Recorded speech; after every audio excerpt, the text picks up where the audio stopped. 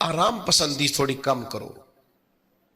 ہر وقت لیٹنا، ہر وقت آرام تلاش کرنا، یہ کمزور کر دیتا ہے جوانوں. لقد خلقنا الانسان فی کبد، ہم نے انسان کو مشقت میں رہتا ہوا پیدا کیا. میں نے ابھی دوستوں سے کہا ہے، پھر آپ کی خدمت میں عرض کرتا ہوں، رات ہو گئی ہے تقریباً 11 گھنٹے کی.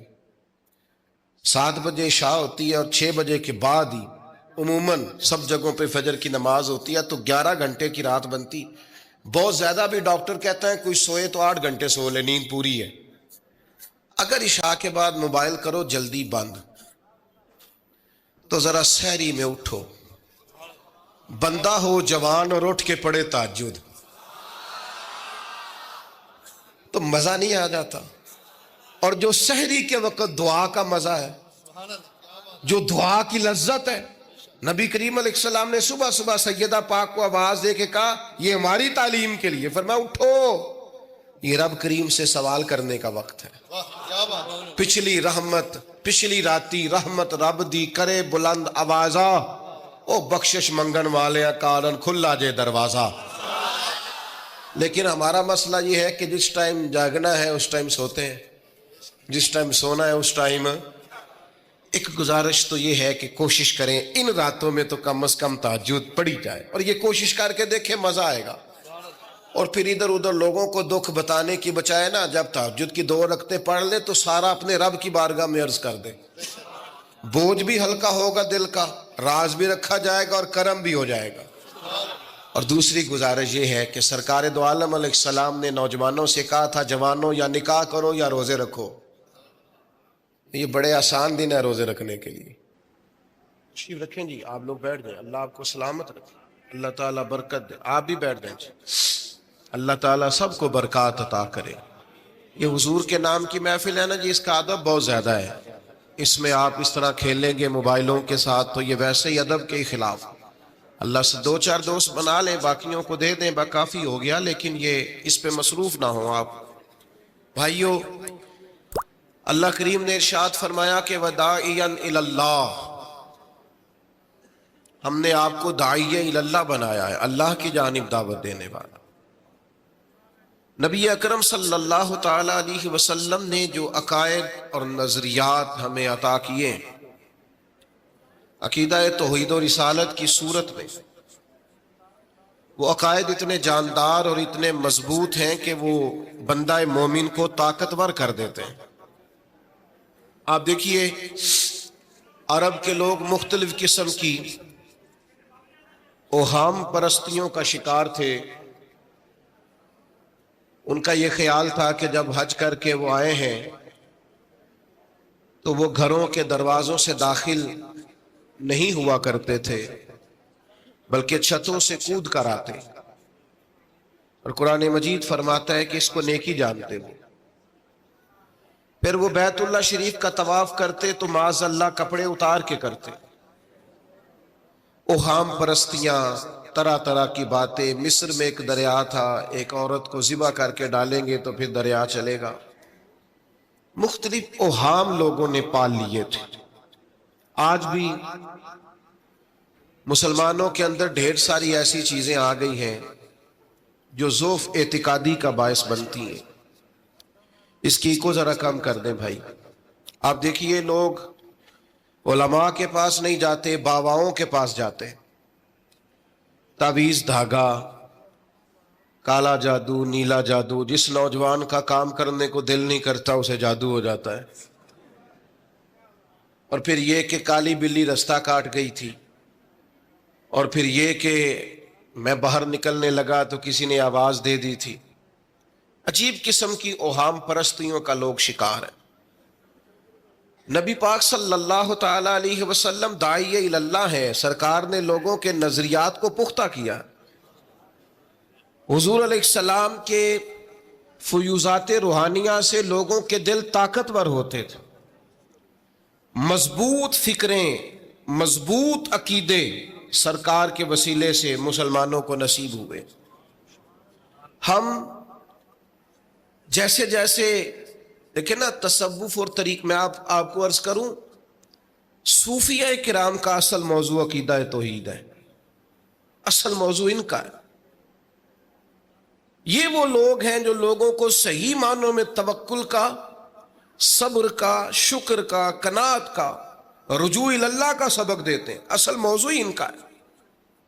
لیکن اب چونکہ صوفیہ کی جماعت میں وہ لوگ اللہ ماشاءاللہ خال خال رہ گئے، اور پھر یہ کہ بیٹھ گئے تعویذ دھاگے دینے والے، زاغوں کے تصرف میں عقابوں کے نشیمن.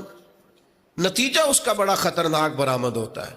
مضبوط فکریں، کبھی آپ اس روایت کو دیکھیں اور یاد کر لیں نا تو یہ بڑا نفع دیتی ہے. نبی کریم علیہ السلام نے حضرت عبداللہ ابن عباس رضی اللہ تعالیٰ عنہ سے فرمایا، عبداللہ، ساری دنیا مل کے تیرا بھلا کرنا چاہے کر نہیں سکتی جب تک رب نہ چاہے. اور فرمایا سارے دنیا دار مل کے تیرا کچھ بگاڑنا چاہیں بگاڑ نہیں سکتے جب تک رب نہ، چھوڑ دیں بیٹا آپ، جب تک اللہ نہ چاہے.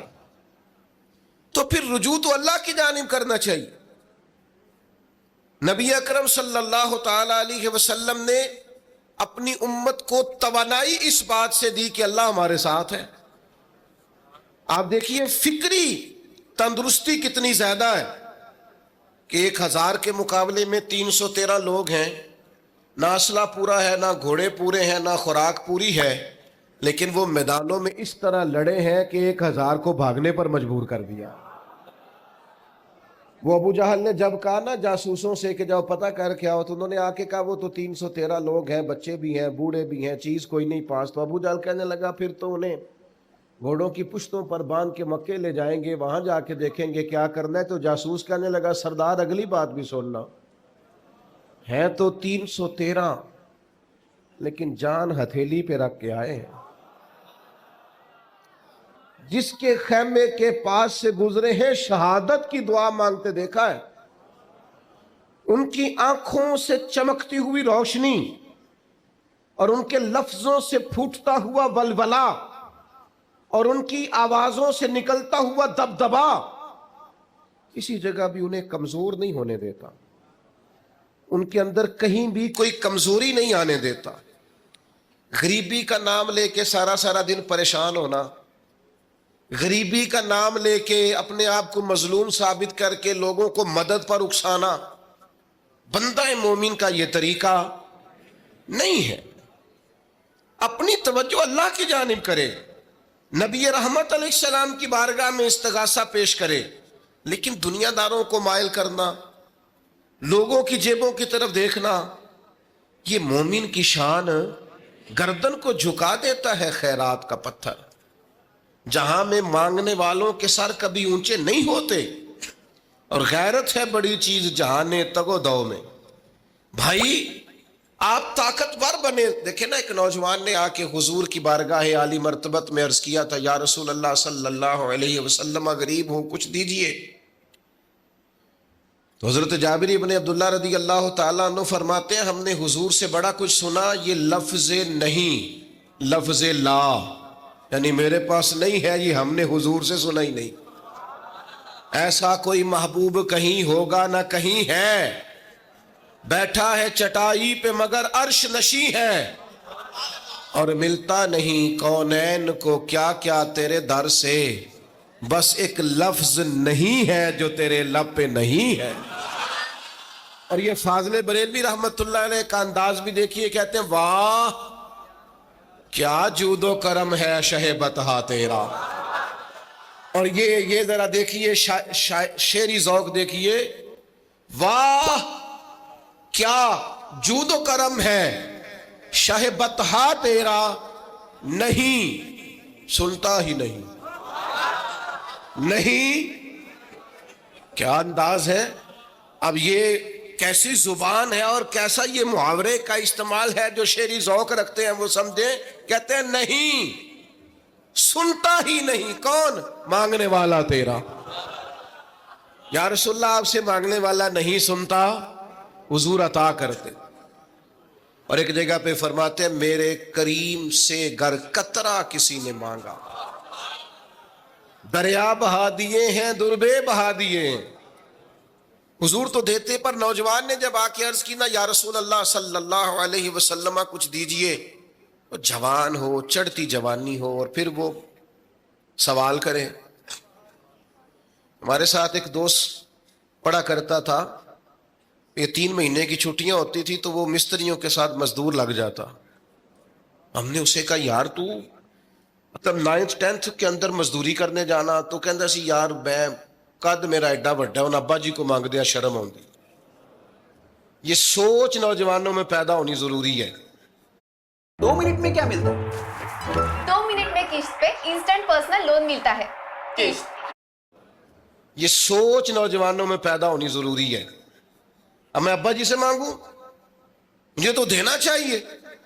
اس نے آ کے عرض کی یا رسول اللہ صلی اللہ علیہ وسلم کچھ دیجئے. تو حضور فرمانے لگے تیرے پاس کچھ بھی نہیں؟ اس نے کہا ایک پیالہ ہے میرے پاس گھر میں اور ایک کمبل ہے. اتنا غریب بندہ ہے کوئی محفل میں جس کے گھر میں ایک ہی پیالہ ہو، ایک ہی کمبل ہو؟ کوئی بھی نہیں اتنے بڑے مجمع میں. لیکن اگر کوئی ہماری غریبی کا رونا پوچھے تو میرا خیال ہے ہر تیسرا بندہ دوسرا بندہ غریب ہے، اور بڑا ہی غریب ہے. ایک پیالہ ایک کمبل. کریم نے فرمایا لے کے آؤ. وہ لائے تو محبوب فرمانے لگے کون خریدے گا؟ ایک نے کہا 1 دینار، ایک نے کہا 2 دینار. محبوب نے بولی لگوا دی، 2 دینار کا بیچ دیا. فرمایا جا 1 دینار کی روٹی لے جا. یہ نوجوانوں کو فکر دی کہ وہ انویسٹمنٹ میں تم نے ذات سے اپنے گھر سے لینی ہے. وہ 10-15 ہزار کا ٹھیلا بھی کسی سے نہیں کہنا تو لگا کے دے.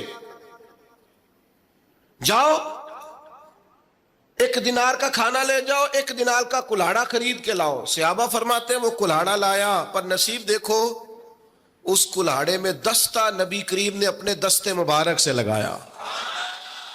فرمایا جا جنگل میں جا کے لکڑیاں کاٹ اور بیچ، کھا بھی اور کھلا بھی، پی بھی اور پلا بھی، 10 دن مجھے نظر نہ آنا. وہ یارو یہ کیا بات ہوئی؟ مایوس رہنا، کمزور رہنا، فلانے نے میرے ساتھ تعاون نہیں کیا تو میں پیچھے رہ گیا، فلانے نے ہاتھ نہیں پکڑا. تو اپنی دنیا آپ پیدا کر. اگر زندوں میں خود جد و جہد کر، میدان میں اتر، ہمت کر. حضرت حسن بصری رحمت اللہ علیہ کے پاس ایک نوجوان نے آ کے عرض کی حضور بس آج کے بعد میں نے کام نہیں کرنا. فرمایا تمہیں کیا ہوا ہے؟ کہنے لگا آج میں نے عجیب منظر دیکھا ہے. میں نے دیکھا ہے کہ ایک شیر نے شکار کیا بکرے کا، آدھا کھایا ہے، آدھا منہ میں پکڑ کے پہاڑی پہ چڑھ گیا. وہاں ایک نابینا لومڑی بیٹھی تھی، باقی کا اس نے اسے کھلایا ہے. تو حضور میں یہ سمجھ گیا ہوں کہ جو رب اس نابینا لومڑی کے لیے بندوبست کرتا ہے میرے لیے بھی کرے گا، لہذا میں نے کام نہیں کرنا. حضرت حسن بصری بڑا مسکرائے، فرمانے لگے کہانی میں کردار تو نے 2 دیکھے، ایک شیر ایک لومڑی. فرمانے لگے کیا بات ہے تیری، تو نے لومڑی بننے کا پروگرام بنایا، شیر بننے کا کیوں نہیں بنایا؟ تو شیر بننا، شکار کر، خود بھی کھا دوسروں کو بھی کھلا. یہ کیا بات ہوئی؟ امت کے جوان فائلیں لیے دفتروں کے چکر لگاتے اور اپنی بغل میں کاغذات لیے امبیسیوں کے پھیرے کاٹتے اور ایجنٹوں سے سوال کرتے کہ مجھے ملک سے باہر جانا ہے، کیا طریقہ ہے؟ یہاں رہ کے بھی محنت ہو سکتی ہے، اپنی مٹی پہ چلنے کا سلیقہ سیکھو. سنگ مرمر پہ چلو گے تو پھسل جاؤ گے. دوستو سنو، میرے کریم نے فرمایا جا لکڑیاں. ایک پیشہ برا ہے میرے بھائیوں، ایک پیشہ وہ ہے کسی کے آگے ہاتھ پھیلانا. باقی دنیا میں کوئی پیشہ برا جو ٹھیلا لگاتا ہے اور مالٹے بیچتا ہے اور سیب بیچتا ہے، بڑا عزت والا آدمی. یہ شارٹ کٹ چھوڑ دو، دوسروں پہ بھروسہ کرنا چھوڑ دو. وہ شاعر ایک بیٹھا تھا نا، شاعر مجھ سے ناراض نہ ہو جائیں تو کئی دفعہ وہ شعر و شاعری میں بھی ان کی حالت بڑی خستہ ہو جاتی ہے. جن دنوں لوگ پتلے کپڑے پہنتے ہیں، بعض شاعروں نے ان دنوں میں بھی موٹی چادر لی ہوئی ہوتی ہے. تو ایک جگہ بیچارہ بیٹھا تھا کونے میں، اللہ ماشاءاللہ سب کی بات نہیں، تو حالت ایسی خستہ تھی. ایک بندہ 5 روپے پھینک گیا، تو تھا خوددار، بڑی تکلیف کو اٹھا اپنے پیسے. تو اس نے کہا آپ کی حالت بتا رہی ہے، آپ کو ضرورت ہے. اس نے کہا ضرورت پڑی تو اللہ رسول سے مانگوں گا، تیرے سے کیوں مانگوں گا؟ شعر بڑا قیمتی کہا. اس نے کہا یہ آرزوئے کرم اور میں آپ سے کروں. یہ آرزوئے کرم اور میں آپ سے کروں، یہ بھیک اس کو دیجئے جس کا خدا نہ ہو۔ میں تو وارث ہے میرے اللہ رسول، میں کو لاوارث ہوں کہ تیرے سے مانگتا پھروں؟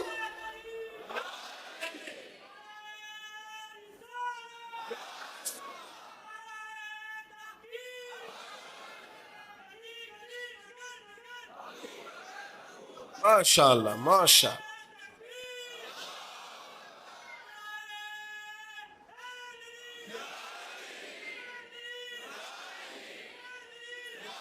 کیا ہے کنٹری ڈیلائٹ کا 4+4 آفر؟ میں